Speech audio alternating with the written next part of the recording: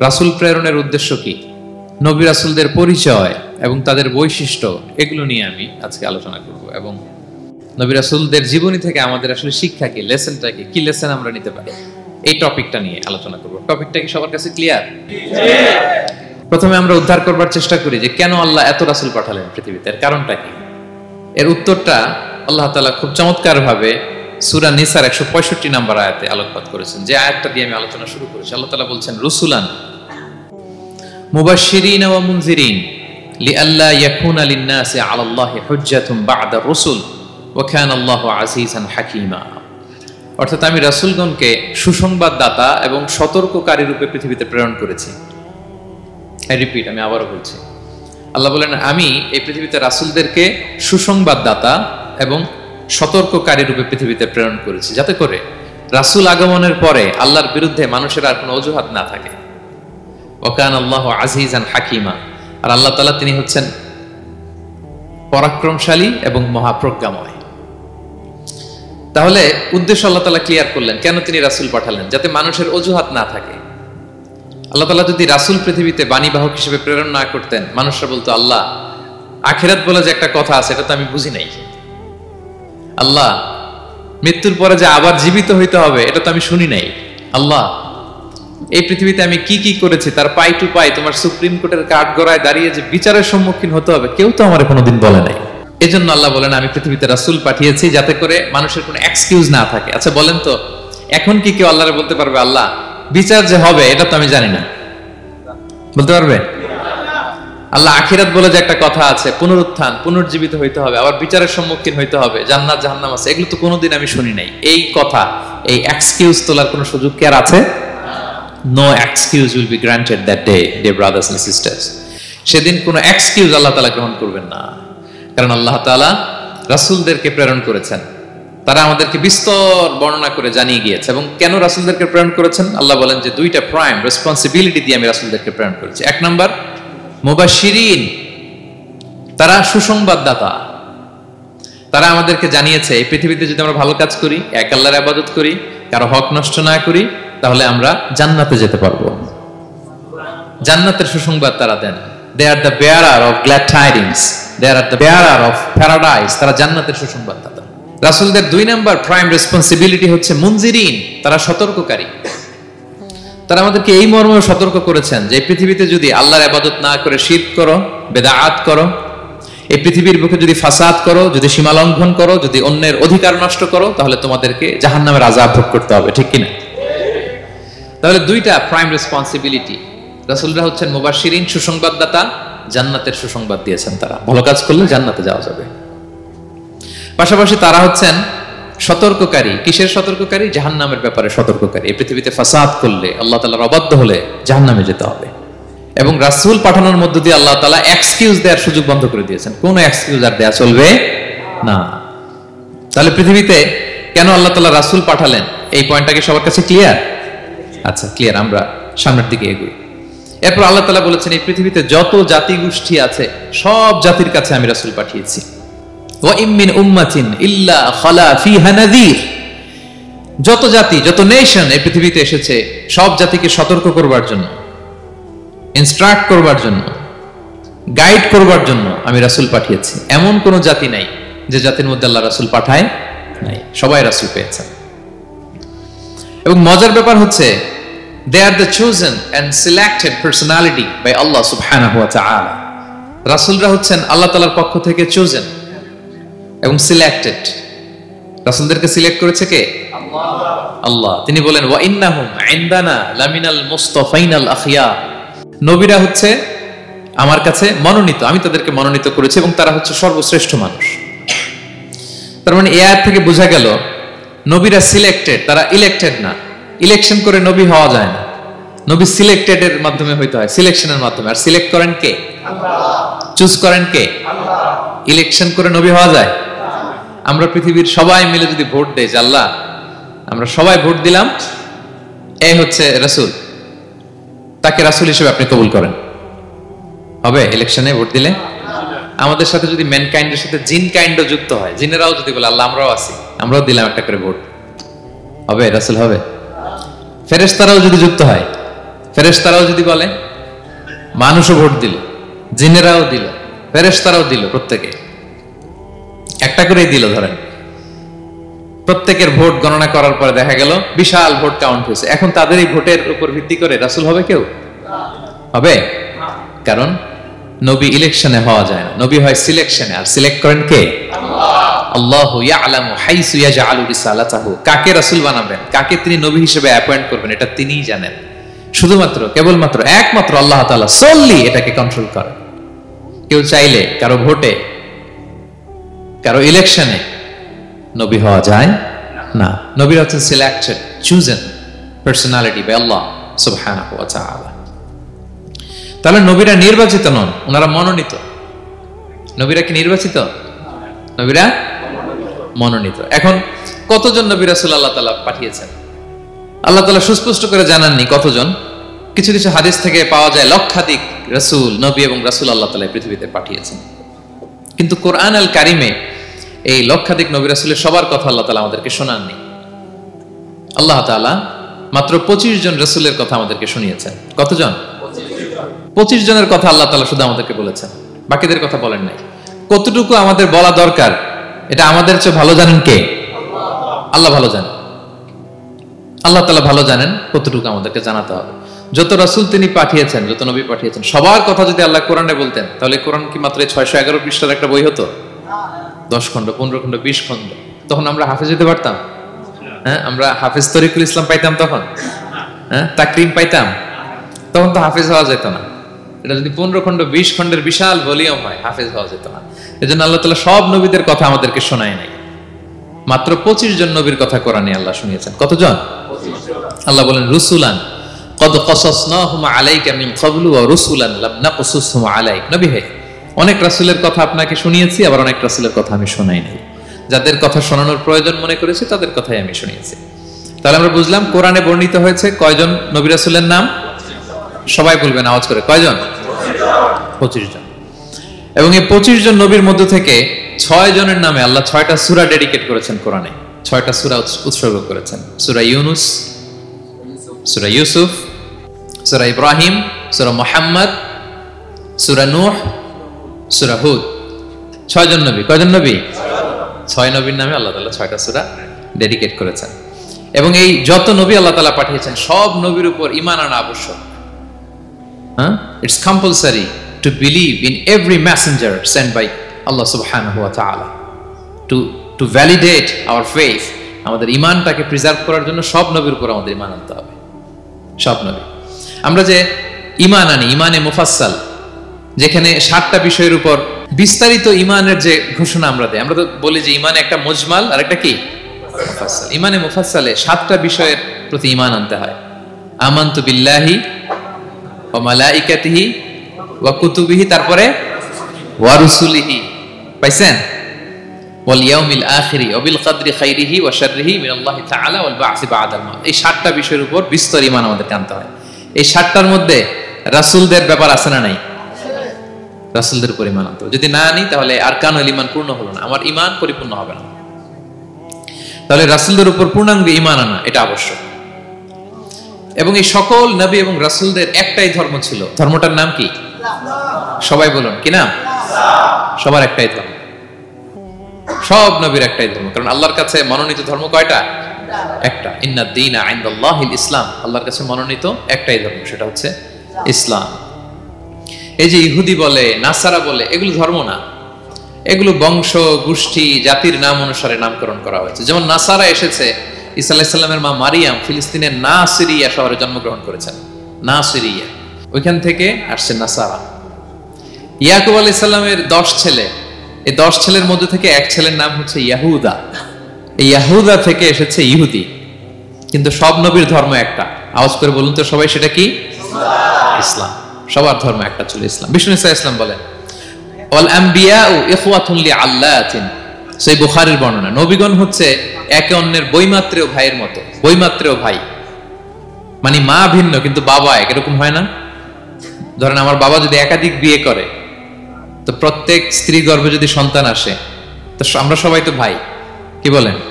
কিন্তু মা ভিন্ন। মা কি? তবে বাবা এক। নবীদের দৃষ্টান্তটা এরকম, আল আম্বিয়া ও ইখওয়াতুন লিআল্লাহ, নবীরা হচ্ছেন বৈমাত্রেয় ভাইয়ের মতো, তাদের মা ভিন্ন কিন্তু বাবা এক।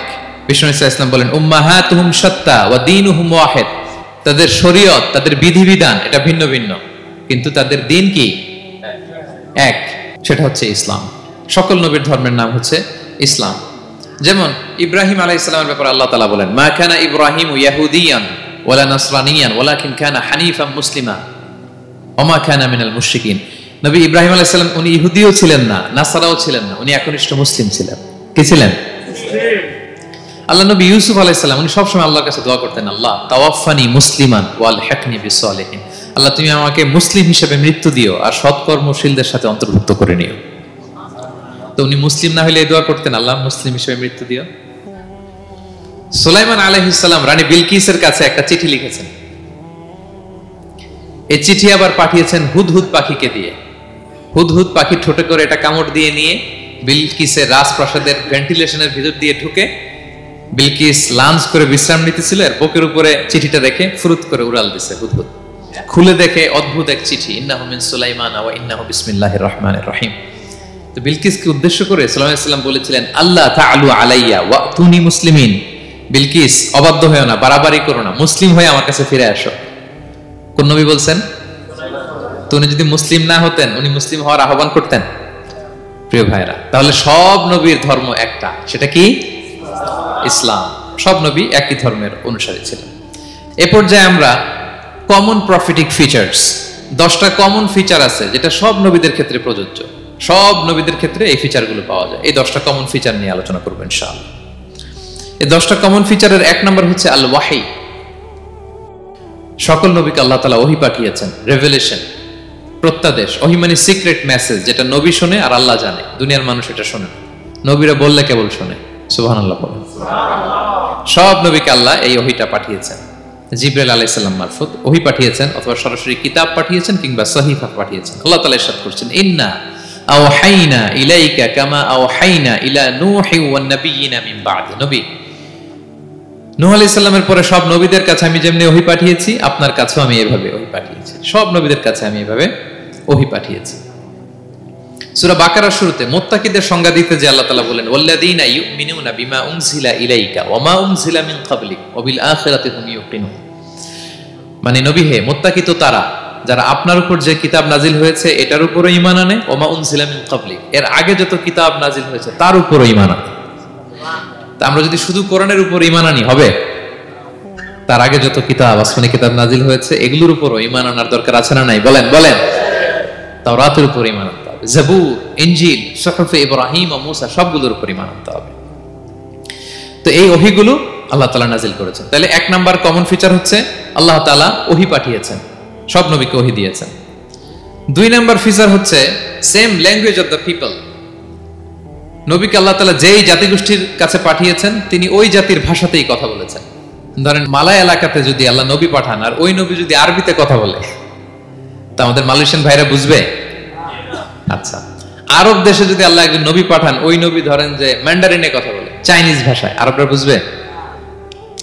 চায়নাতে ধরেন আল্লাহ তাআলা এক নবী পাঠালো, সে ওখানে যে হিন্দি ভাষায় কথা বলে, চাইনিজ লোকেরা বুঝবে না।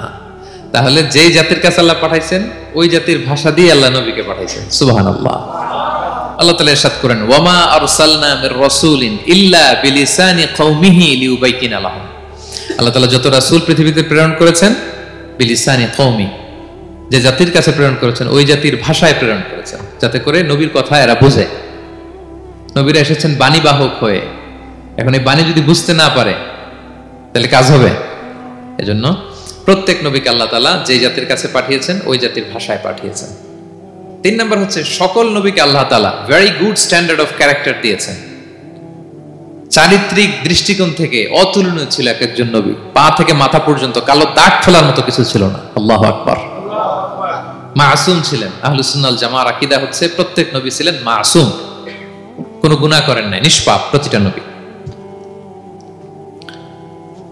সর্বোত্তম চরিত্র দিয়ে আল্লাহ তাআলা, অনুপম চরিত্র দিয়ে আল্লাহ তাআলা তাদেরকে পাঠিয়েছেন। আল্লাহ তাআলা বলেন ওয়া ইন্নাকা লাআলা খুলুকিন আযীম, and verily you are on a very good standard of character. নবী হে, আপনি চমৎকার একটা ক্যারেক্টারের উপর প্রতিষ্ঠিত, আপনার আচরণের মতো, ক্যারেক্টারের মতো আচরণ অতুলনীয়, পৃথিবীতে দ্বিতীয়টা খুঁজে পাওয়া যায় না, ঠিক কিনা? কারণ নবীরা যদি মডেল হন, তাদের আচরণ যদি ভালো না হয়, তাহলে মানুষ কি তাদেরকে গ্রহণ করবে? মানুষ তো তাদের কাছ থেকে শিখবে, জানবে। সেই জন্য তাদের আচরণ চমৎকার হওয়ার দরকার আছে না নাই? চমৎকার আচরণ, চমৎকার চারিত্রিক মাধুর্য দিয়ে আল্লাহ তাআলা পৃথিবীতে এক একজন নবীকে প্রেরণ করেছেন। সব নবীরা ভেরি গুড স্ট্যান্ডার্ড অফ ক্যারেক্টারের অধিকারী ছিল। 4 নম্বর হচ্ছে, প্রত্যেক নবীকে আল্লাহ তাআলা মিরাকেল দিয়েছেন, মানে মুআজিজা, as a proof of their prophethood. তাদের নবুয়তির প্রমাণ হিসেবে আল্লাহ তাআলা তাদেরকে মিরাকেল দিয়েছেন, মুআজিজা। যেমন সালেহ আলাইহিস সালামকে আল্লাহ তাআলা মুআজিজা দিয়েছিলেন। তার জাতির কাছে যখন তিনি দাওয়াত দিলেন, তারা বলল, সালেহ তুমি যে নবী এটা আমরা বুঝবো কি করে? এক শর্তে আমরা তোমার উপর ঈমান আনতে পারি। সাল্লাল্লাহু আলাইহি ওয়াসাল্লাম বললেন, কি শর্ত? বলতেছে, এই যে পাহাড় দেখো, এই পাহাড়ের ভেতর থেকে যদি একটা উট বের করো, 10 মাসের গর্ভবতী একটা উটটা বেরোবে, বেরোয় বাচ্চা দিবে, সাথে সাথে আমরা ওটার দুধ দহন করে খাবো, এরপর আমরা ঈমান আনবো। চিন্তা করছেন কত শর্ত? পাহাড়ের ভেতর থেকে কি বের করে দেখাইতে হবে? উট। উনি আল্লাহর কাছে দোয়া করলেন, আল্লাহ বললেন কবুল, তবে কথা না শুনলে কিন্তু খবর আছে। বলছে ঈমান আনবে, ঈমান না আনলে কিন্তু খবর আছে। উনি দোয়া করলেন, আল্লাহ কবুল করলেন। পাহাড় বিদীর্ণ হয়ে একটা বিশাল আকৃতির উট বের হয়ে আসলো, 10 মাসের গর্ভবতী উট। মুহূর্তে এটা ডেলিভারি করলো একটা উটের বাচ্চা, এবং দুধ দিতে আরম্ভ করলো, ওলান ভর্তি দুধ। সবাই পেট ভরে দুধ খেলো। খাওয়ার পরে কয়, তুমি জাদুকর। খাওয়ার পরে সাল্লাল্লাহু আলাইহি ওয়াসাল্লাম কি বলে? ইউ আর এ ম্যাজিশিয়ান, তুমি জাদুকর, তুমি তো বড় ভেলকিবাজ সালেহ, তুমি পাহাড়ের ভিতরে ভেলকি ঢুকাই দিছো। আল্লাহ তাআলা তাদেরকে একটা সাউন্ড গ্রেনেড, প্রচন্ড শব্দ তরঙ্গ দিয়ে ধ্বংস করে দিলেন। কানের পর্দা ফেটে সবগুলো লাশ হয়ে জমিনে পড়ে রইল। তাহলে এই যে সাল্লাল্লাহু আলাইহি ওয়াসাল্লাম যেটা দেখাইছেন, এটা কি ভেলকি ছিল? ম্যাজিক ছিল? কি ছিল?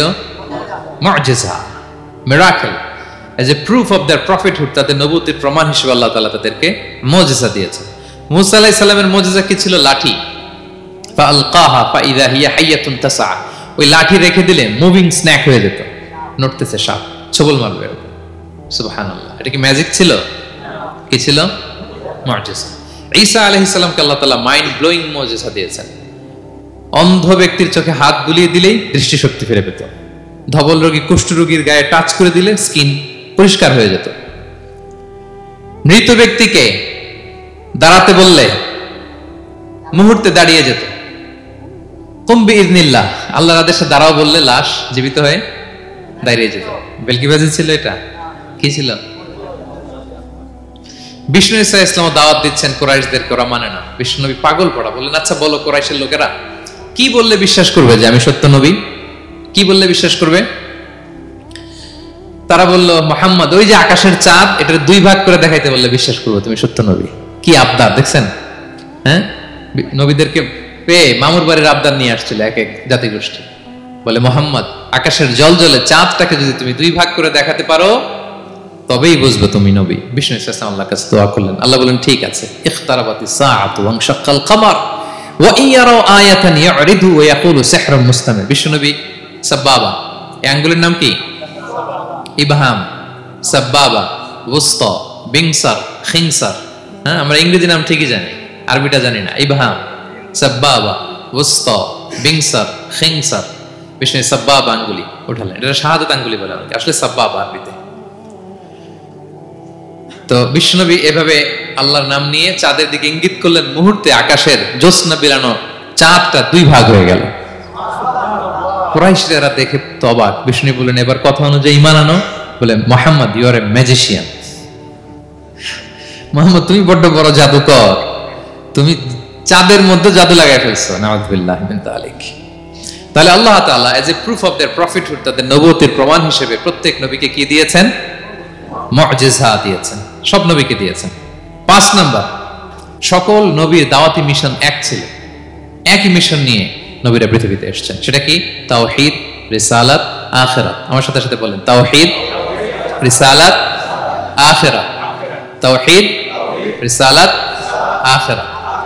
এই 3টা বুনিয়াদী শিক্ষা দিতে নবীরা এসেছে। তাওহীদ মানে ওয়াননেস অফ গড, আল্লাহ যে এক, সব নবী প্রচার করেছেন। রিসালাত মানে তারা যে বার্তাবাহক হিসেবে এসেছেন, তাদের কথা মানতে হবে, এটার দাওয়াত দিয়েছেন। আখিরাত মানে হচ্ছে মৃত্যুর পরেও যে একটা জীবন আছে, সেই জীবনের ব্যাপারে প্রত্যেক রাসূলরা কি করেছেন? দাওয়াত দিয়েছেন। এবং কোন নবীর কথার সাথে আরেক নবীর কথার গরমিল পাওয়া যায় না, অমিল হয়নি। আচ্ছা বলেন তো, কখনো কি হয়েছে কোন এক নবী এসে বলছে যে মৃত্যুর পরে একটা জীবন আছে, আরেক নবী এসে বলছে না, মনে হয় নাও থাকতে পারে? বলছে? এক নবী এসে বলছে আমাদের স্রষ্টা আল্লাহ তাআলা তিনি একজন, আরেকজন বলছে না একজন না, দুই তিনজন হইতে পারে। এক নবী এসে বলছে ভালো করলে জান্নাত, খারাপ করলে জাহান্নাম, আরেক নবী এসে বলছে না, জান্নাত জাহান্নাম বলতে কিছু নাই। হয়েছে? হয়েছে? কোন নবীর কথার সাথে কোন নবীর কথার কোনো বৈপরীত্য নাই, কারণ প্রত্যেক নবীরা মন গড়া কিছু বলতেন না। ওমা ইয়ান্তিকু আনিল হাওয়া ইন হুয়া ইল্লা ওয়াহয়ুন ইউহা। নবীরা কথা বলতেন একটা হেডকোয়ার্টার থেকে তথ্য পেয়ে। ওই হেডকোয়ার্টারটা কার? আল্লাহ। ওই হেডকোয়ার্টার থেকে যে ইনফরমেশন আসতো সেটার আলোকে নবীরা কথা বলতেন, বানিয়ে কিছু বলতেন না।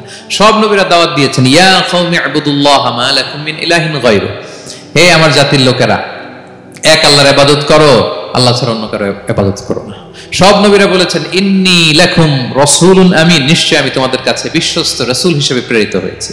সব নবীরা বলেছেন ইয়াউমা লা তামলিকু নাফসুন লিনাফসিন শাইআ ওয়াল আমরু ইয়াউমা ইদিল লিল্লাহ, এমন এক দিনের মুখোমুখি হতে হবে কেউ কারো উপকার করতে পারবে না।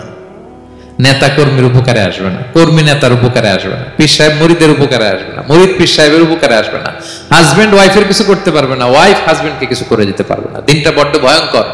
সব নবীর এই তিনটা দাওয়াত দিয়েছেন, তাওহীদ, রিসালাত, আখিরাত। তার মানে সব নবীর দাওয়াতি মিশন এক, এক অভিন্ন দাওয়াতি মিশন নিয়ে তারা পৃথিবীতে এসেছেন। 6 নাম্বার, এই পৃথিবীতে যত রাসূল এসেছে, নবী এসেছে, তারা প্রত্যেকে মানুষ ছিলেন। কি ছিলেন? নাকি জিন ছিল? ফেরেশতা? প্রেরিত সব নবীরা কি ছিল? মানুষ ছিল। মক্কার কুরাইশরা বলতো মা লিহাযা রাসূলি ইয়াকুলু আত-তাআমা ওয়া ইয়ামশি ফিল আসওয়াক, ব্যাপার কি মুহাম্মদ আবার কেমনে রাসূল হয়? আমরাও বাজারে যাই, উনিও যায়, আমরাও বিয়ে করি, উনিও বিয়ে করে, আমাদেরকে মারলে কাটলে লাল রক্ত, ওনারা রক্ত বের হয়। তো তারা চাচ্ছিল, তারা বলতেছিল যে মানুষ না দিয়ে আল্লাহ যদি ফেরেশতা পাঠাইতো নবী হিসেবে তাইলে না ভালো হইতো। তালবাহান, এটা কি বলে? ফেরেশতা পাঠালে কি বলতো জানেন? ফেরেশতা পাঠালে বলতো ফেরেশতাদের তো ক্ষুধা লাগে না, এরা বুঝবে কি আমাদের কষ্ট? ফেরেশতাদের তো জৈবিক চাহিদা নাই, এরা কেমনে বুঝবে? ফেরেশতাদের তো খারাপ কাজ করার প্রবণতা, টেন্ডেন্সি নাই।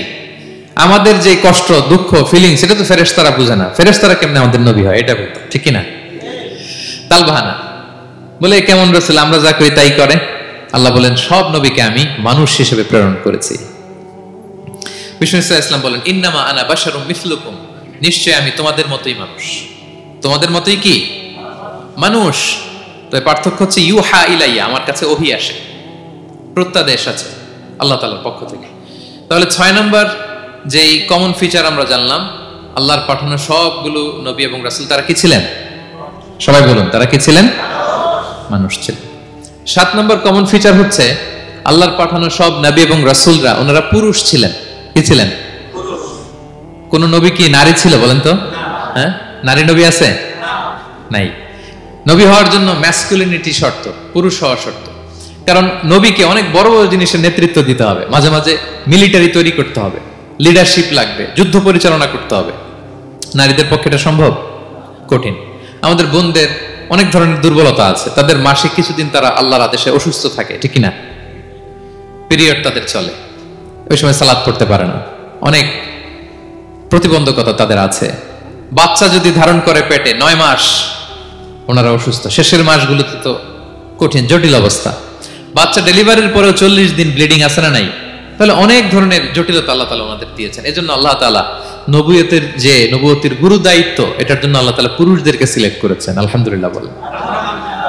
তাহলে যত নবী এবং রাসূল পৃথিবীতে এসেছিল ওনারা পুরুষ ছিল। আল্লাহ বলেন ওয়ামা আরসালনা মিন ক্বাবলিকা ইল্লা রিজালান নূহি ইলাইহিম, নবী হে মুহাম্মদ আপনার আগে যত নবী এবং রাসূলকে আমি পৃথিবীতে প্রেরণ করেছি তাদেরকে পুরুষ হিসেবে প্রেরণ করেছি, কোন নারীকে আমি নবুয়তের মর্যাদা দেইনি।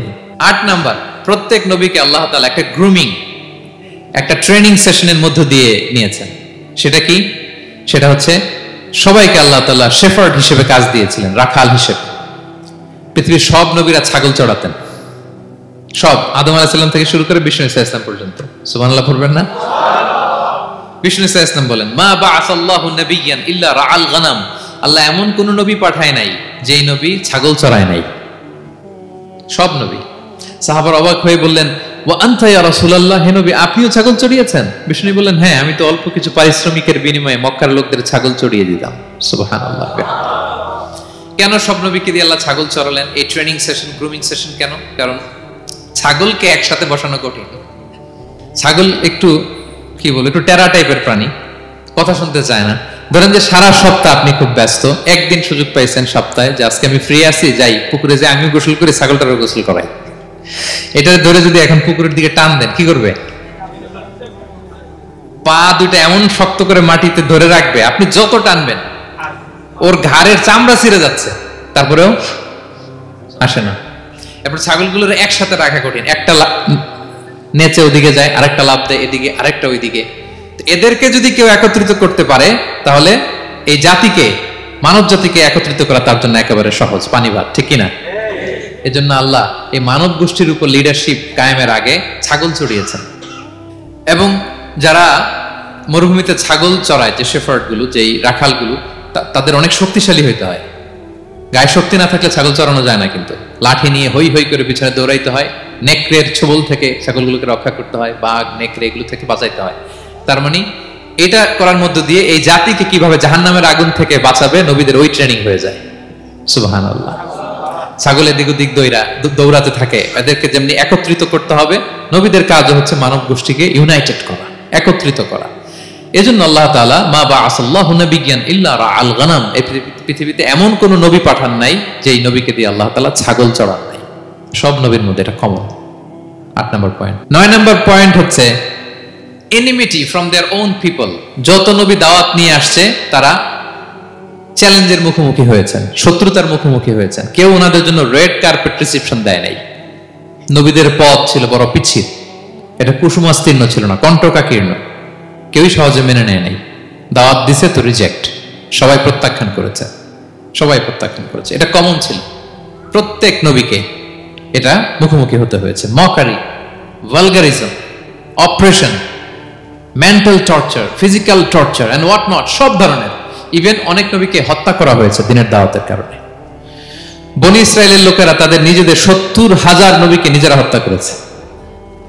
এমনকি আমার নবী বিশ্বনবী মুহাম্মদ রাসূলুল্লাহ সাল্লাল্লাহু আলাইহি ওয়াসাল্লামকে হত্যার ষড়যন্ত্র করা হয়েছিল। আল্লাহ তাআলা দয়া করে বিশ্বনবীকে হিজরতের ব্যবস্থা করে দিয়ে প্রাণে বাঁচিয়েছেন, মক্কা থেকে মদিনাতে পাঠিয়ে দিয়েছেন। তাহলে এই পথ বড় কঠিন ছিল, নবীদের পথ, সব নবীর জন্য, এক্সেপ্ট সুলাইমান এবং দাউদ আলাইহিস সালাম, তাদের কথা ভিন্ন। এছাড়া সব নবীরা এই সংগ্রাম, এই বিরোধিতা, এই শত্রুতা, এই জেলাসি, এগুলোর মুখোমুখি হয়েছে পৃথিবীর সকল নবীরা, সকল নবীরা। বিষ্ণু ঈসা ইসলাম ঘুমাতে পারে নাই একটা রাত শান্তিতে। বিষ্ণুর বায়োগ্রাফি যদি আপনি পড়েন, জীবনে যদি পড়ে দেখেন, প্রত্যেকটা নবীর জীবনে এই কষ্টকর মুহূর্তগুলো ছিল। শত্রুতা সব নবীকে পোহাতে হয়েছে। বিষ্ণু ঈসা ইসলামের কাছে যখন প্রথম নাজিল হলো ইকরা বিসমি রাব্বিকাল্লাযী খালাক, সূরা আলাকের প্রথম কয়টা আয়াত? 5 আয়াত নিয়ে কোরআনের ভারে নতুন রেভেলেশন পেয়ে বিষ্ণুনবী কাঁপতে আরম্ভ করলেন। কাঁপতে কাঁপতে জ্বর এসে গেল বিষ্ণুনবীর গায়ে, নিচে নেমে আসলেন। খাদিজা রাদিয়াল্লাহু তাআলা আনহাকে বললেন, জাম্মিলুনি জাম্মিলুনি, আমাকে কম্বল চাপা দাও, আমার খুব শীত লাগছে, আমার জ্বর এসে গিয়েছে। কাঁপতে লাগলেন বিষ্ণু ঈসা ইসলাম। খাদিজা রাদিয়াল্লাহু তাআলা আনহার এক চাচাতো ভাই ওয়ারাকা ইবনে নাওফল ছিল ইনজিল কিতাবের পণ্ডিত। খাদিজা রাদিয়াল্লাহু তাআলা আনহা বিষ্ণুকে নিয়ে চাচাতো ভাইয়ের কাছে গেলেন, যে বলেন, ভাই ওরাকা দেখেন তো মুহাম্মদ কি বলে, সে কি দেখছে, কি নিয়ে আসছে, কাঁপতেছে আর বলতেছে আমি মরে যাব, আমাকে কম্বল চাপা দাও। ওরাকা বললেন, মুহাম্মদ কে এসেছিল বলতো? বিষ্ণু জিবরাইল ইসলামের বর্ণনা দিলেন। কি বলেছে বলতো? 5 আয়াতের বর্ণনা বিষ্ণু ইসলাম দিলেন। তখন বিষ্ণু ইসলামের কথা শুনে ওরাকা বলল, তোমার কাছে যে এসেছে ওহুয়ান নামুস, মানে জিবরিল, সে সব নবীদের কাছে এসেছে। মুহাম্মদ তুমি নবী হবা, তুমি কি হবা? তুমি নবী হবা, আখিরি নবী হবা তুমি। যে তোমার কাছে এসেছে সে সব নবীদের কাছে ওহী নিয়ে এসেছিল। আর জেনে রাখো মুহাম্মদ, তোমার এলাকার লোকেরা একদিন তোমাকে এলাকা থেকে বের করে দিবে, ভবিষ্যৎবাণী করতেছিলেন। বিশ্বনবী বললেন, আওয়া মুখরিজিয়াহুম, আমার ভাই বেরাদার, আমার জ্ঞাতি গোষ্ঠীর লোকেরা আমার এলাকা ছাড়া করবে? ওরাকা বললেন, হ্যাঁ। লাম ইয়াতি রাজুলুন ক্বাত্তু বিমিসলি মা জিতা বিহি ইল্লা উদিয়া, তোমার মতো এরকম রিসালাতের দায়িত্ব নিয়ে যারাই কোনো জাতির কাছে এসেছে তাদের সাথে এরকম শত্রুতা করা হয়েছে। বিষ্ণু ইসলাম সেদিনের কথা শুনে, ওয়ারাকার কথা শুনে অবাক হয়েছিলেন। তাহলে সব নবীদের ক্ষেত্রে 9 নম্বর কমন বৈশিষ্ট্য হচ্ছে তাদেরকে বাধার সম্মুখীন হতে হয়েছে। এখনো যারা নবীদের পথে চলবে বা চলে তাদের জীবনে বাধা বিপত্তি আছে না নাই? হ্যাঁ, তারা জেনে বুঝেই এই পথে এসেছে, তারা হিসাব মিলিয়েই এই পথে নেমেছে। এজন্য বাধা বিপত্তি চ্যালেঞ্জ কোন মুমিনকে তার রাস্তা থেকে সরাতে পারে না, ঠিক কিনা বলেন? এক চুলো নড়াতে পারে না। এটা নবীদের পথ, এটা নবীওয়ালা কাজ। এখানে জুলুম থাকবে, এখানে বাধা বিপত্তি থাকবে, এখানে চ্যালেঞ্জ থাকবে। এই পথটা সোজা, সিরাতুল মুস্তাকিম। যদি শেষ মাথায় যাওয়া যায় ডাইরেক্ট জান্নাতুল ফিরদাউস। আলহামদুলিল্লাহ। তাহলে সব নবীরা বাধার সম্মুখীন হয়েছে। 9টা কমন ফিচার গেল। 10 number, the last common feature, পৃথিবীর সব নবীরা ইন্তেকাল করেছেন, আর কোন নবী আসবেন? আসবে? পৃথিবীর সব নবীরা মারা গিয়েছেন, কিন্তু আলামুল বারজাখে, বারজাখের জগতে নবীরা জীবিত। আই রিপিট, আমি আবারও বলি, প্রত্যেক নবী তার কবরে জীবিত আলামুল বারজাখে। আমরা এই দুনিয়াতে আসার আগে যেই জগতে ছিলাম ওই জগৎটার নাম হচ্ছে আলামুল আরওয়াহ, মানে রূহের জগৎ। সেখান থেকে আমরা এই জগতে এসেছি, এটার নাম আলামুদ দুনিয়া, দুনিয়ার জগৎ।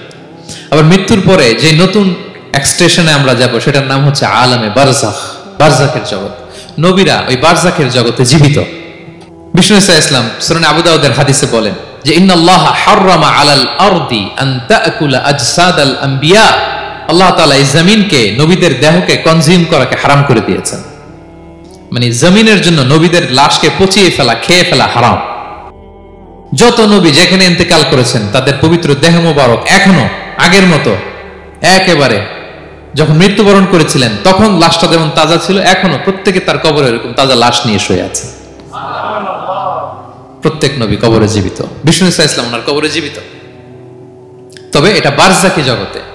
এই দুনিয়াতে উনি যেভাবে জীবিত ছিলেন ওইভাবে না, বারজাকি জগতে জীবিত। আমরা যখন প্যারা নবীর উপর সালাম পৌঁছাই, দুরুদ পড়ি, প্রত্যেক ফেরেশতা, একটা ফেরেশতা আছে এই দুরুদগুলোকে নিয়ে বিষ্ণুনবীর কাছে পৌঁছায়। আপনার বাবার নাম, আপনার নাম বলে ফেরেশতা বলে যে অমুকের ছেলে অমুক আপনাকে সালাম দিয়েছে। বিষ্ণুনবী কবর থেকে নিজে ওই সালামের উত্তর বলে, কারণ বিষ্ণু ইসলাম বারজাকের জগতে তিনি জীবিত। হায়াতুন নবী, বারজাকের জগতে তিনি জীবিত। আর এখানে বিষ্ণু ইসলাম বলেন আল আম্বিয়া ও আহিয়াউন ফি কুবুরিহিম ইউসাল্লুন, নবীরা তাদের কবরে জীবিত, সেখানে তারা সালাত আদায় করে। নবীরা তাদের কবরে কি করে? সালাত আদায় করে। তাহলে এই 10টা হচ্ছে কমন ফিচার্স এবং প্রফিটস, সব নবীদের মধ্যে এই বিষয়গুলো পাওয়া যায়। সর্বশেষ পয়েন্ট হচ্ছে lessons from the life of the profits. এত নবী রাসূল যে আল্লাহ তাআলা আমাদের হেদায়েতের জন্য পাঠালেন, তাদের জীবনী থেকে আমাদের জন্য শিক্ষা কি, লেসন কি, এটা জানার দরকার আছে না নাই? বলেন, কি লেসন আমরা নিব? অনেক লেসন আছে, আমি সংক্ষিপ্ত পরিসরে দুই একটা বলি। আমি আমার মিজানুর রহমান আজহারি ভেরিফাইড ইউটিউব চ্যানেলে প্রফেট সিরিজ নামে একটা সিরিজ করেছি, 25 পর্বের। কোরআনে কয়জন নবীর নাম উল্লেখ হয়েছে? 25। আর আমার চ্যানেলে কয় পর্ব? তার মানে 25 জন নবীর ব্যাপারে আমি ওয়েল ডকুমেন্টেড ম্যানারে একাডেমিকলি আলোচনা করেছি। আপনারা শুনবেন, আপনাদের জন্যই করেছি, শুনবেন আপনারা। এবছর 21শে বইমেলায় আপনারা শুনেছেন আমার একটা বই প্রকাশিত হয়েছে, বইয়ের নাম হচ্ছে জেগে ওঠো আবার। এটা আমি নিজে লিখেছি। আরেকটা বই 6 খণ্ডের আমি সম্পাদনা করেছি, সেটা হচ্ছে ছোটদের নবী রাসূল। বইটার নাম কি? ছোটদের নবী রাসূল। সত্যায়ন প্রকাশন থেকে 6 পর্বের খুব চমৎকার গ্রাফিক্যাল ইউজার ইন্টারফেস দিয়ে আপনার সোনামণিরা, বাচ্চারা তারা জেনে যাবে যে তাদের আসল আইকন কারা, তাদের আসল সুপার হিরো কারা, তাদের অনুসরণীয় অনুকরণীয় ব্যক্তিত্ব হবে কারা।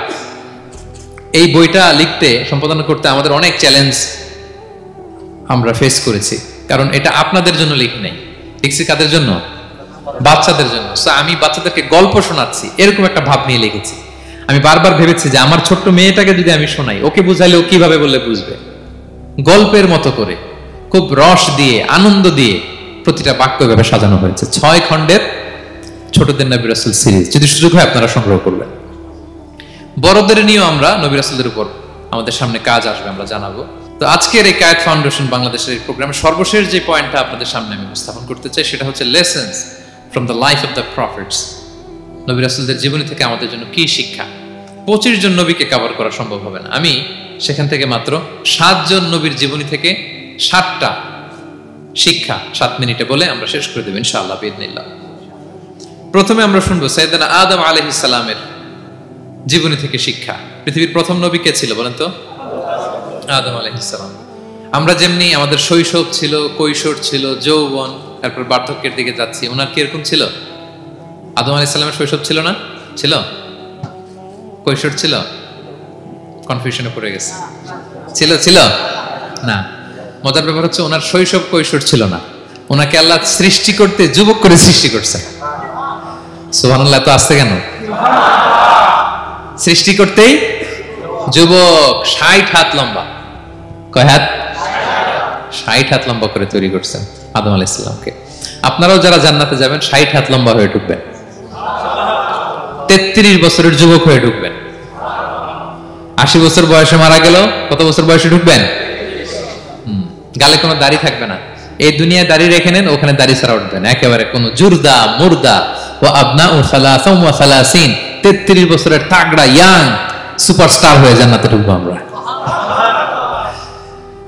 তো আদম আলাইহিস সালামকে আল্লাহ প্রথম নবী করে পৃথিবীতে পাঠালেন।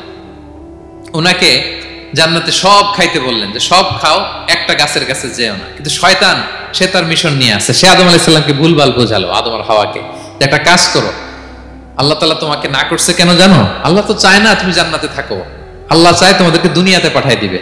তো তুমি যদি ওই গাছের ফল খেয়ে ফেলো, আল্লাহ আর দুনিয়াতে পাঠাতে পারবে না। কিন্তু আল্লাহ চায় তোমাদেরকে কই পাঠাবে?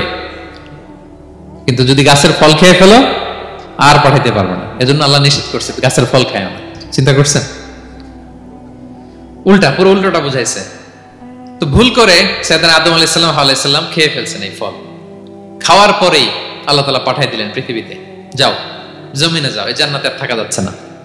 কাঁদতে আরম্ভ করলেন আদম আর হাওয়া আলাইহিস সালাম, কাঁদতে কাঁদতে অনুতপ্ত হয়ে আল্লাহর কাছে দোয়া করলেন। তো পুরো আদম আলাইহিস সালামের জিন্দেগির সবচেয়ে বড় শিক্ষা হচ্ছে রিপেন্টেন্স, অনুতপ্ত হওয়া। কি হওয়া? অনুতপ্ত হওয়া। আমরা ভুল করব, কুল্লুকুম খাত্তাউন, আমরা সবাই পাপী।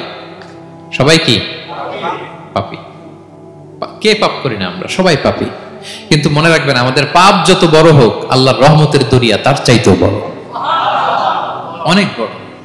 তিনি দয়াময়, তিনি মেহেরবান, তার দয়ার শেষ নাই, তার মায়ার শেষ নাই। তার রহমতের দরিয়া যে কত বড় আপনি কল্পনাও করতে পারবেন না। শয়তান আর আমাদের মধ্যে পার্থক্য হচ্ছে, শয়তান পাপ করে পাপে অটল থাকে, কিন্তু বিশ্বাসীরা পাপ করার সাথে সাথেই ক্ষমা চায় কার কাছে? এটা হচ্ছে আদম আলাইহিস সালামের জীবনী থেকে আমাদের জন্য সবচেয়ে বড় লেসন। সাইয়েদনা আদম আলাইহিস সালাম উনি ভুল করে যখন বুঝতে পারলেন, অনুতপ্ত হলেন, চোখের পানি ছাড়লেন। 2 ফোঁটা পানি আল্লাহর কাছে সবচাইতে প্রিয়। এক হচ্ছে জিহাদের ময়দানে মুজাহিদের গা বেয়ে ঝরে পড়া রক্তের ফোঁটা, 2 হচ্ছে অনুতপ্ত বান্দার চোখের পানির ফোঁটা। অনুতপ্ত বান্দা নিজের ভুল স্বীকার করে মাথাটা নিচু করে চোখের পানি ছেড়ে দিয়ে যখন আল্লাহর কাছে কাঁদে, তার চোখের পানি চোখ বেয়ে নাকের ডগা বেয়ে জমিনে ড্রপ করার আগেই আল্লাহ তার সব গুনাহ মাফ করে দেয়। সাইয়েদনা আদম আলাইহিস সালাম কাঁদতে আরম্ভ করলেন, কাঁদতে কাঁদতে অনুতপ্ত হয়ে দোয়া করলেন, রব্বানা যালামনা আনফুসানা ওয়া ইল্লাম তাগফির লানা ওয়া তারহামনা লানাকুনান্না মিনাল খাসিরিন। রব্বানা, হে আমাদের রব, যালামনা আনফুসানা, আমরা আমাদের নফসের উপর জুলুম করেছি, ভুল করেছি, অন্যায় করেছি, অপরাধ করেছি। ওয়া ইল্লাম তাগফির লানা, আল্লাহ তুমি যদি ক্ষমা না করো, তুমি যদি মাফ না করো, লানাকুনান্না মিনাল খাসিরিন, আল্লাহ আমরা ধ্বংস হয়ে যাব, আমরা ক্ষতিগ্রস্ত হয়ে যাব, আমরা লুজার হয়ে যাব। এই বাক্যগুলো বলে বলে যখন আল্লাহ তাআলার কাছে দোয়া করলেন, আল্লাহর রহম হলো। আল্লাহ দয়া করে সাইয়েদনা আদম আর হাওয়া আলাইহিস সালামকে ক্ষমা করে দিলেন। ক্ষমা করে আবার জান্নাতের এন্ট্রির ঘোষণা দিলেন যে আবার দুনিয়ার জীবন শেষ করে আসো, যেখান থেকে আসছিলে আবার ওখানে ঢুকতে পারবে। তাহলে আদম আলাইহিস সালামের জীবন থেকে আমরা যে লেসনটা পাই সেটা কি ভাই? বলেন বলেন। অনুতপ্ত হওয়া, রিপেন্টেন্স।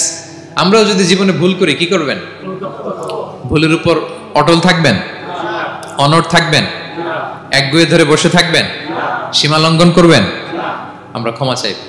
কার কাছে ক্ষমা চাইব? ক্ষমা দেওয়ার জন্য তিনি বসে থাকেন। শেষ রাতে আল্লাহ প্রথম আসমানে চলে আসেন। প্রথম আসমানে এসে ডাকতে থাকেন, আলা মিন মুস্তাগফিরিন আগফির আলা, কে ক্ষমা চাবা? কে পাপ করেছে, জুলুম করেছে, বলো, আমি ক্ষমা দেওয়ার জন্য আসছি। আলা মিন মুস্তারজিকিন আরযুকালা, কার রিজিকের দরকার, কার চাকরি নাই, কার ব্যবসা মন্দা আমার কাছে চাও, আমি আল্লাহ বাড়িয়ে দেব। কার কি লাগবে বল, আমি দেবো। আল্লাহ তাআলা দেওয়ার জন্য আসছে, আমি নেয়ার জন্য উঠতে পারি না। আমরা যেন আল্লাহ তাআলার কাছে চাই বেশি বেশি, এবং ভুল করলে যেন আমরা অনুতপ্ত হই। ভুল করলে আমরা কি হব? সাইয়েদনা আদম আলাইহিস সালামের জীবন থেকে আমরা এটা শিখলাম। 2 নম্বরে সাইয়েদনা নূহ আলাইহিস সালামের লাইফ থেকে আমরা কি শিখি? ওনার লাইফ থেকে আমরা শিখি হচ্ছে কনসিস্টেন্সি, মানে লেগে থাকা। ভালো কাজের জন্য কি করা? লেগে থাকা। উনি 950 বছর দাওয়াত দিয়েছিলেন ওনার জাতিকে। কয় বছর বলেন তো? 950 বছরের দাওয়াতি কার্যক্রমের ফলে উনি ফলোয়ার জোটাইতে পারছেন কয়জন জানেন? 80 জন। কয়জন? 80 জন। এরাই আমাদের পূর্বপুরুষ। আমরা পৃথিবীর সবাই কিন্তু এদেরই নাতিপুতি। এই 80 জনকে নিয়ে উনি নৌকার উপর উঠছিলেন, কিস্তির উপর, আর বাকিটা তো মহাপ্লাবন দিয়ে আল্লাহ ধ্বংস করে দিয়েছেন। ওই 80 জন আবার জমিনে এসে জমিন আবাদ করা শুরু হলো, ওখান থেকে পৃথিবীর সকল মানুষ। সুবহানাল্লাহ। উনি বলেন, ক্বালা রাব্বি ইন্নী দাআউতু কওমি লাইলান ওয়া নাহারা। আল্লাহ, আমি দিন রাত এক করে আমার জাতি গোষ্ঠীকে দাওয়াত দিয়েছি। ফালাম ইয়াজিদহুম দুআই ইল্লা ফিরারা। কিন্তু আমারে দেখলে লোকগুলো ভেগে ভেগে যায়। আর কি করে? আমার কথা যেন শুনতে না হয়, এরা কানে আঙ্গুল দিয়ে রাখে আর মুখে কাপড় পেঁচিয়ে রাখে। নূহ আলাইহিস সালাম তারপরও থামতেন না, কন্টিনিউয়াস দাওয়াতি কাজ। লোকজন নূহ আলাইহিস সালামকে পিটিয়ে আধামরা করে কাঁথা দিয়ে পেঁচিয়ে পাহাড়ে রেখে আসতেন। ওইখান থেকে এসে নূহ আলাইহিস সালাম আবার দাওয়াত দিতে শুরু করতেন। What a consistency! কিভাবে লেগেছিলেন! 950 বছর তিনি দাওয়াত দিয়েছেন, মাত্র 80 জন ফলোয়ার হয়েছিল। তাহলে আমরা অল্প দাওয়াতি কাজ করেই আমরা হতাশ হয়ে যাই। হায় রে, আমার কথা শুনলো না, হায় রে আমার কথা পৌঁছাইল না, হায় রে আমার কাছে এসে কেউ মুসলিম হইল না, হায় রে আমার কথা। অস্থির। আপনার কাজ হচ্ছে পৌঁছে দেওয়া, আপনার কাজ হচ্ছে কোরআনের কথা মানুষকে বলা। এটা দিয়ে কতটুকু কি হবে এটার ফয়সালা কার? তাহলে নূহ আলাইহিস সালামের জীবনী থেকে আমাদের শিক্ষা হচ্ছে কনসিস্টেন্সি। 950 বছর উনি লাগাতার দাওয়াত দিয়েছেন, থামে নাই, হতাশ হয় নাই, হাল ছাড়া নাই। নবীরা কখনো হাল ছাড়ে না। সুবহানাল্লাহ পড়ে। 3 নাম্বার, ইব্রাহিম আলাইহিস সালামের জীবনী থেকে আমাদের জন্য শিক্ষা হচ্ছে ওবিডিয়েন্স, আনুগত্য। কি করে আল্লাহ তাআলার কাছে আনুগত্য করতে হয়। আল্লাহু আকবার। আমি মনে হয় 1 ঘন্টার উপরে আলোচনা করেছি আমার প্রফেট সিরিজ ইব্রাহিম আলাইহিস সালামের জীবনী নিয়ে। ওনার পুরো জীবনটা, আল্লাহ কোনো কিছু বলতে দেরি, আল্লাহর আদেশের সামনে মাথা পেতে দিতে ইব্রাহিম আলাইহিস সালামের দেরি হয়নি। আল্লাহ বলছেন আসলিম, ওয়া ইয ক্বালা রাব্বুহু আসলিম ক্বালা আসলামতু লিরাব্বিল আলামিন। হে ইব্রাহিম, সারেন্ডার, সারেন্ডার। সুবহানাল্লাহ। ইব্রাহিম, আনুগত্য করো। আল্লাহ, আনুগত্য করছি। ওনার সন্তান হয় না 86 বছর বয়সে একটা সন্তান দিলেন আল্লাহ তাআলা। আমাদের এখানে কার বয়স কত? সর্বোচ্চ বয়স কত আছি আমরা? এদিকে 60 বছরের উপর তো কেউ নাই, ঠিক কিনা? 86 বছর বয়সে আল্লাহ সন্তান দিয়েছেন, ইসমাঈল আলাইহিস সালাম। কত বছর বয়সে? সন্তানটা আদরের নাকি? হ্যাঁ, আদরের না? শেষ কালে একটা সন্তান পেলেন 86 বছর বয়সে। ইব্রাহিম আর হাজেরার ঘরকে উজাড় করে ফুটফুটে এক সন্তান ইসমাঈল আলাইহিস সালাম আসলেন। ভালোবাসা, আদর যেন ঠিকরে পড়ে, এত গদগদ ভালোবাসা। এবার বললেন, যাও হাজেরা আর দুধের সন্তান ইসমাইলকে মরুভূমিতে ফেলে দিয়ে আস। বলতে দেরি, রেখে আসতে দেরি নেই। এটাই হচ্ছে ইব্রাহিম আলাইহিস সালামের আনুগত্য। দুধুমরু প্রান্তরে হাজেরা আর ইসমাইল আলাইহিস সালামকে রেখে আসলেন, চলে আসলেন। বুকটা ফেটে চৌচির, 86 বছর বয়সে একটা সন্তান পেলাম, দুধের বাচ্চা, আমার স্ত্রী সহ মরুভূমিতে রেখে আসলাম।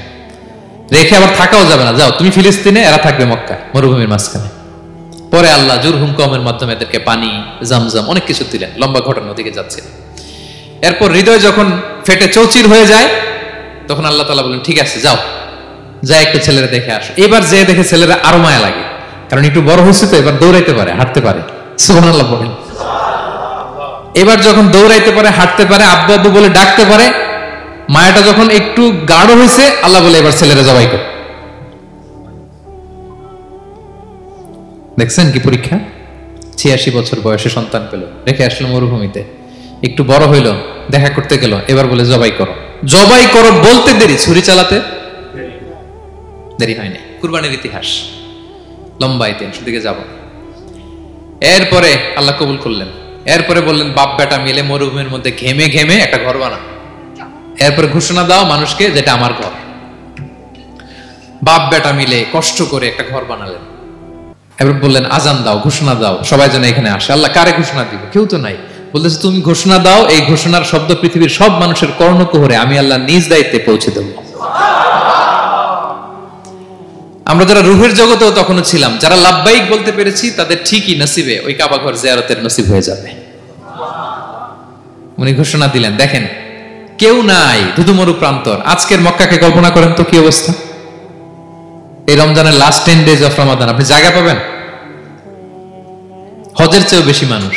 কিভাবে আল্লাহ কবুল করেছেন, কিভাবে আনুগত্য, সাবমিসিভনেস, নিজেকে আল্লাহর কাছে পুরো সুপর্দ করা এর নমুনা সাইয়েদনা ইব্রাহিম আলাইহিস সালাম পেশ করেছেন।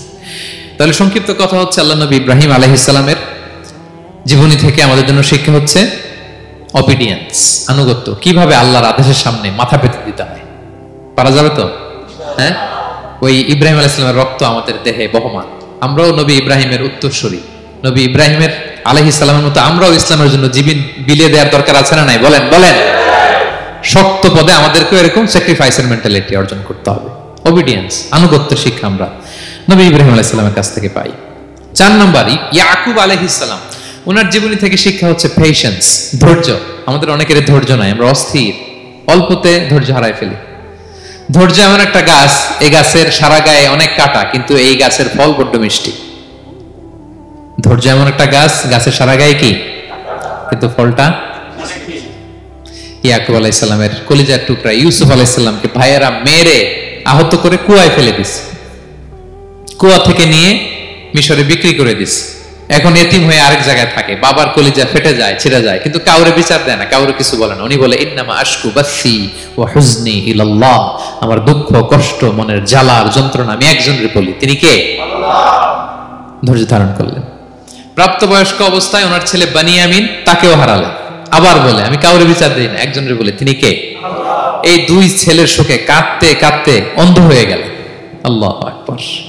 সাইয়েদনা ইয়াকুব আলাইহিস সালাম একবার ধৈর্য হারা হন নাই। তাহলে আল্লাহ নবী ইয়াকুব আলাইহিস সালামের জীবনী থেকে আমাদের জন্য শিক্ষা হচ্ছে পেশেন্স। বিপদে আমরা কি ধরবো? ধৈর্য ধারণ করব। 5 নম্বরে, ইউসুফ আলাইহিস সালামের জীবনী থেকে আমাদের শিক্ষা হচ্ছে he is the archetype of good character, উন্নত চরিত্রের মডেল। আমার যুবক ভাইয়েরা, গায়েত ফাউন্ডেশন বাংলাদেশের আজকের ইফতার প্রোগ্রামে যুবক যারা এসছো, তোমাদের জন্য শিক্ষা আর্কিটাইপ অফ গুড ক্যারেক্টার। চরিত্র কিভাবে হেফাজত করতে হয় এর মডেল, প্রেরণার বাতিঘর। তাগড়া যুবক, পৃথিবীর সবচাইতে সুন্দর পুরুষ ইউসুফ আলাইহিস সালাম। তাকে দেখে ওই সময়ের আরেক বিশ্ব সুন্দরী জুলাইখা প্রেমে মাতোয়ারা, গোপন কক্ষে নিয়ে প্রেম নিবেদন করেছে। বলেছে ইউসুফ কাক পক্ষে টের পাবে না। আল্লাহ নবী ইউসুফ আলাইহিস সালাম এটাকে প্রত্যাখ্যান করলেন। জোরাজুরি করলো, প্রত্যাখ্যান করলেন। মারধর করা হলো, প্রত্যাখ্যান করলেন। সবশেষে আলটিমেটাম দিল, যদি আমার কথা মতো না চলো জেলখানায় ভরবো। উনি বললেন ক্বালা রাব্বি সিজনু আহাব্বু ইলাইয়া মিম্মা ইয়াদউনানি ইলাই, আল্লাহ এই পাপের কাজের চেয়ে জেলখানায় আমার জন্য ভালো। বিনা অপরাধে, বিনা দোষে 1 যুগ মিথ্যা অপবাদে কারাবন্দী ছিলেন সাইয়েদনা ইউসুফ আলাইহিস সালাম। তারপরেও চরিত্রের ব্যাপারে 1 বিন্দুও কম্প্রোমাইজ করেন। যুবক ভাইরা, চরিত্র বড় দামি সম্পদ। সম্পদ গেলে সম্পদ আসে, স্বাস্থ্য গেলে স্বাস্থ্য আসে। একবার চরিত্র নষ্ট হলে ওই চরিত্র আর ফিরে পাওয়া যায় না। সাইয়েদনা ইউসুফ আলাইহিস সালামের জীবনী থেকে আমাদের শিক্ষা হচ্ছে চরিত্রকে কিভাবে প্রিজার্ভ করতে হয় এটা। 6 নম্বরে, সাইয়েদনা ঈসা আলাইহিস সালামের জীবনী থেকে আমাদের জন্য শিক্ষা হচ্ছে স্লেভারি, দাসত্ব। কারণ আমরা সবাই গোলাম একজনের। বলেন তো কার গোলাম? আল্লাহর গোলাম। কিন্তু ওনার সব উম্মতেরা, মানে খ্রিস্টানরা তাকে বলে সান অফ গড, উনি নাকি আল্লাহর সন্তান। নাউজুবিল্লাহ পড়েন। ওনার মা ম্যারি, মানে মারিয়াম আলাইহিস সালাম নাকি আল্লাহর স্ত্রী। নাউযুবিল্লাহ। কিন্তু উনি জন্মের পরেই দুধের শিশু মায়ের কোলে বসে একটা ছোট্ট ভাষণ দিয়েছিলেন। বলেছিলেন ইন্নী আব্দুল্লাহ আতানিয়াল কিতাবা ওয়া জাআলানি নাবিয়্যা, আল্লাহ আমাকে আল্লাহর গোলাম বানিয়ে পাঠিয়েছেন।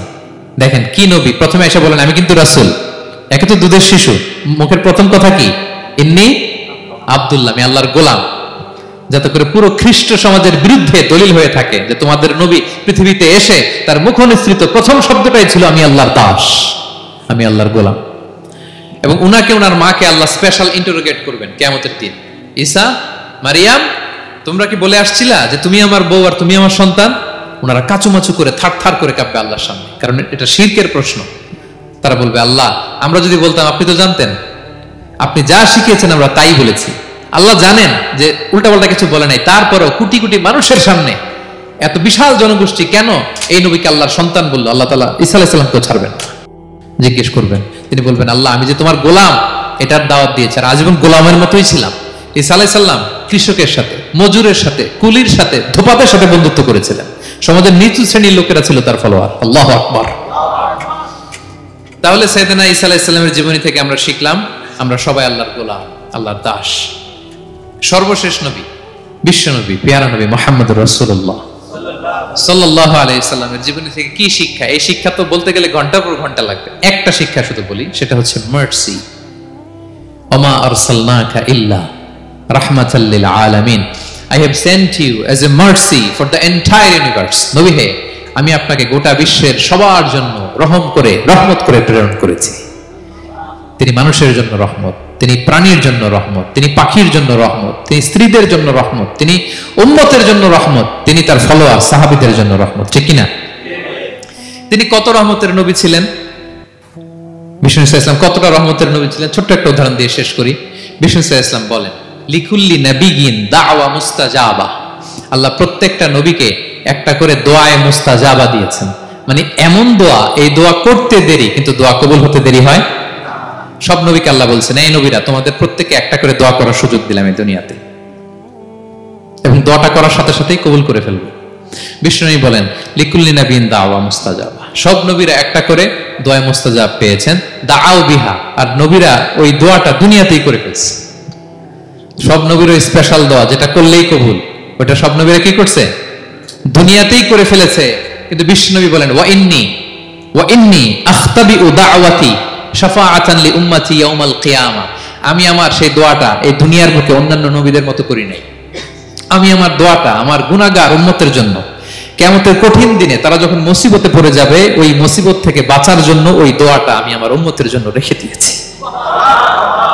ওয়া ইন্নী আখতাবিউ দাওয়াতি শাফাআতান লি উম্মতি ইয়াউমাল কিয়ামা। সব নবীরা এই দোয়াটা করেছে, দুনিয়াতেই কবুল হয়ে গিয়েছে। কিন্তু বিষ্ণু নবী বললেন, আমি চাইলে এই দোয়াটা করতে পারতাম। তায়েফের ময়দানে বিষ্ণুনবী ওই দোয়া করলে বিষ্ণুনবীর গা দিয়ে রক্ত ঝরে না। কুরাইশদের সাথে বিষ্ণুনবীর 3 বছর জেল খাটা লাগে না। মদিনাতে বিষ্ণুনবী অনেক না খেয়েছিলেন, পেটে পাথর বেঁধেছিলেন, দোয়া করলে জান্নাত থেকে খাবারের বস্তা চলে আসতো, মুহূর্তেই কবুল। জীবনের কোন কঠিন পরিস্থিতিতে বিষ্ণুনবী এই দোয়াটা করেনি। বিষ্ণুনবী বলেন, আমি আমার এই দোয়াটা স্পেশালি আমার গুনাহগার উম্মতের জন্য রেখে দিয়েছি। কিয়ামতের কঠিন ময়দানে আমার গুনাহগার উম্মত যখন বিপদে পড়ে যাবে, তাদেরকে ওই বিপদ থেকে বাঁচানোর জন্য ওই দোয়াটা আমি প্রিজার্ভ করে দিয়েছি। বিষ্ণু ইসলাম আমার জন্য এই দোয়াটা রেখে দিয়েছে। প্রিয় ভাইয়েরা, এই দোয়াটা আপনার জন্য রেখে দিয়েছেন। বিষ্ণুনবী দোয়াটা আমাদের জন্য রেখে দিয়েছেন। চাইলে এই দুনিয়াতে এই দোয়াটা করতে পারতেন, করেন নাই। সব নবীরা করে ফেলেছেন। এজন্য বিষ্ণুনবীকে বলা হয়েছে, ওমা আরসালনাকা ইল্লা রাহমাতাল লিল আলামিন। নবী হে, I have sent you as a mercy for the entire universe. গোটা বিশ্বের জন্য আপনাকে আমি রহমত করে প্রেরণ করেছি। আপনি রহমতের নবী, আপনি দয়ার নবী, মায়ার নবী। বিষ্ণুনবীর জীবনী থেকে শিক্ষা হচ্ছে আমরাও যেন আমাদের অধীনস্থ যারা আছে তাদের প্রতি যেন রহমদিল হই। আমরা আমাদের প্রতিবেশীদের প্রতি যেন রহমদিল হই। আমরা আমাদের ফ্যামিলির সদস্যদের প্রতি যেন রহমদিল হই। এই মার্সি, এই দয়া মায়ার ছোঁয়া যেন বিষ্ণুনবীর উম্মত হিসেবে আমাদের হৃদয়েও থাকে। সবাই পড়ি আমিন। তাহলে সম্মানিত সুধী, নবীদের এই লাইফ লেসন থেকে আমরা যেগুলো শিখলাম, এগুলো আমাদের জীবনে বাস্তবায়নের দরকার আছে না নাই? বলেন বলেন। বেশি বেশি নবীদের জীবন চর্চা করবেন তো? প্রফেট সিরিজের যে লেকচারগুলো আপনাদের জন্য রেখেছি আপনারা শুনবেন তো? সবাই ছেলে মেয়েদেরকে নবীদের জীবনী শেখাবেন তো? তারাই হচ্ছে আমাদের রিয়াল হিরো, তারাই হচ্ছে সুপার হিরো। দে আর আওয়ার আইকন। এবং আমাদের হেদায়েতের জন্য তাদেরকে আল্লাহ তাআলা আমাদের কাছে পাঠিয়েছেন নবী হিসেবে, রাসূল হিসেবে। নবীরা যেই পথে চলেছেন, যে দিক নির্দেশনা আমাদেরকে দিয়েছেন, আমরা যেন আমাদের জীবনকে ওই পথে ওই মতে পরিচালিত করতে পারি। আল্লাহ তাআলা আমাদের সবাইকে কথাগুলো বোঝার ও আমল করার তৌফিক দান করুন। হাযা মা ইনদি ওয়াল ইলমু ইনদাল্লাহ আলাইহি তাওয়াক্কালতু ওয়া ইলাইহি উনীব। ওয়াসসালামু আলাইকুম ওয়া রাহমাতুল্লাহি তাআলা ওয়া বারাকাতুহু।